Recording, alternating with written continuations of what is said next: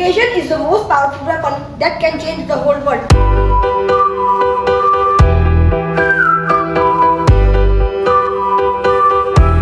Education is the most powerful weapon that can change the whole world. So with this quote, a very pleasant morning to one and all present over here. Today Malin got an opportunity to speak my experience about Easy Learning Center. હું આના અગાડી બહુ બધા tuition ગયો છું, તેમાંથી મેં ક્લાસીસમાં ગયો છું. ત્યાં મેં જોયું છે કે બધા ક્લાસને એકની સાથે જ બેસે છે. એક બે ટીચર હોય, એક બધાને ભણાવે ને બીજું તો એમ જ બેસીને ફોન મચેટતું જ હોય.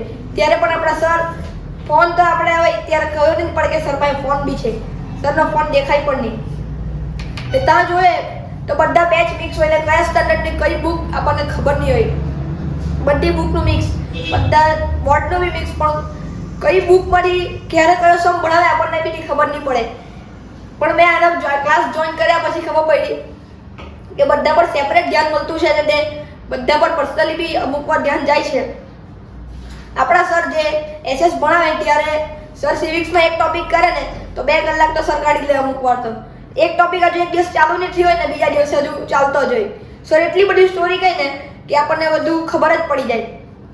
પણ જે આ લોકો છે તે કામ કમ્પ્લીટ કરે નહીં ને પછી એ લોકોના ગોલ પર બી ધ્યાન નહીં આપે.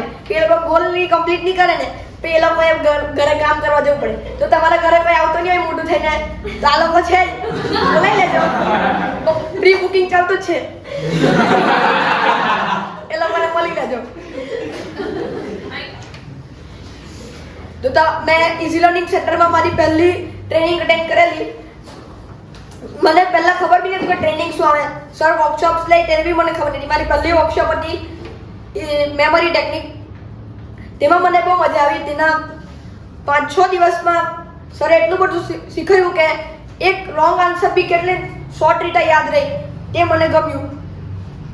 પછી સર છે ને ઇંગ્લિશમાં ભણાવે ને ત્યારે અમારો એક ચેપ્ટર હતો ધ નેક્સ્ટ વર્લ્ડ ફ્યુચર. તેમાં એટલી મજા આવી સરે કે સરે એટલું બધું મજાક કર્યું કે એમાં એક આઇલેન્ડ છે, તે આઇલેન્ડ 1 મિનિટ માટે અંડર વોટર જવાનું છે. જે આઇલેન્ડ છે ઓસ્ટ્રેલિયા, તે આખું અંડર વોટર 1 મિનિટ હાલ જવાનું છે. તેમાં બધા લોકો અંદર જતા રહે છે વોટરમાં. ત્યારે પછી એક માણસ પૂછે કે તમે અંદર હાથે પાણીમાં હતા, શ્વાસ લીધી?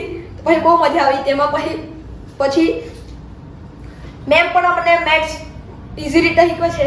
મને થોડાક સમજ નહીં પડે ત્યારે મેમ મને હેલ્પ કરે છે.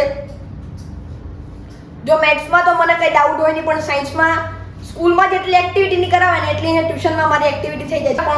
પણ ટ્યુશનમાં જ્યારે મેમ એક્ટિવિટી કરાવતા ને ત્યારે મજા આવે. તમે ભણતા હોય ને ત્યારે મેમને ડિસ્ટર્બ જ કર્યા કરે, ત્યાર પછી પેનલ્ટી મળે પછી ચૂપ થઈ જાય છે. પછી સર બી સારી રીતે ભણાવે.